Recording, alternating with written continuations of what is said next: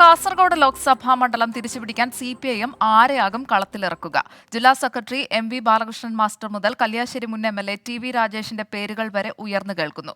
UDF-നായി രാജ്മോഹൻ ഉണ്ണിത്താൻ വീണ്ടും മത്സരിക്കുമെന്ന് ഏറെക്കുറെ ഉറപ്പാണ്. 35 വർഷം ഇടതുമുന്നണിയുടെ കയ്യിൽ സേഫായിരുന്ന മണ്ഡലം. പയ്യന്നൂരും കല്യാശ്ശേരിയും തൃക്കരിപ്പൂരും കാഞ്ഞങ്ങാട് മടങ്ങുന്ന ഇടതുകോട്ട കഴിഞ്ഞ തവണ ഉണ്ണിത്താന് മുന്നിൽ കൈവിട്ടു.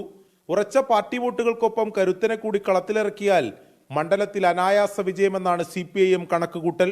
CPIM-നെ സംബന്ധിച്ചിടത്തോളം, CPIM അടക്കമുള്ള ഇടതുപക്ഷ ജനാധിപത്യ മുന്നണിയിലെ ഘടക കക്ഷികളെ സംബന്ധിച്ചിടത്തോളം ഒരു സംശയത്തിനും അവകാശമില്ല.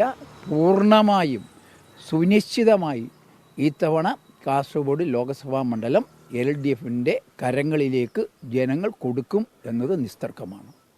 മണ്ഡലം തിരിച്ചുപിടിക്കാൻ CPIM ആരെ ഇറക്കും? സ്ഥാനാർത്ഥി ചർച്ചകളിലും അഭ്യൂഹങ്ങളിലും പല പേരുകളുണ്ട്. MLA ആയി തിളങ്ങിയ TV രാജേഷ് സാധ്യതാ പട്ടികയിൽ മുൻനിരയിൽ.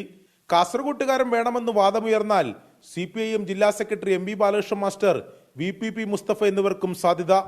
മറുവശത്ത് ഒരേയൊരു പേര്, ഔദ്യോഗികമല്ലെങ്കിലും രാജ്മോഹൻ ഉണ്ണിത്താന്റെ സ്ഥാനാർത്ഥിത്വം പ്രഖ്യാപിച്ചു കഴിഞ്ഞു.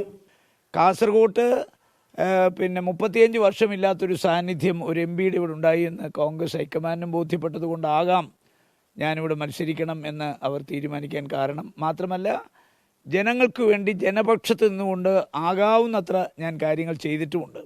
തെരഞ്ഞെടുപ്പ് അടുത്തെത്തി, എതിരാളിയും തയ്യാർ. കാസർഗോട്ട് CPIM നീക്കമെന്തെന്നത് ആകാംക്ഷ.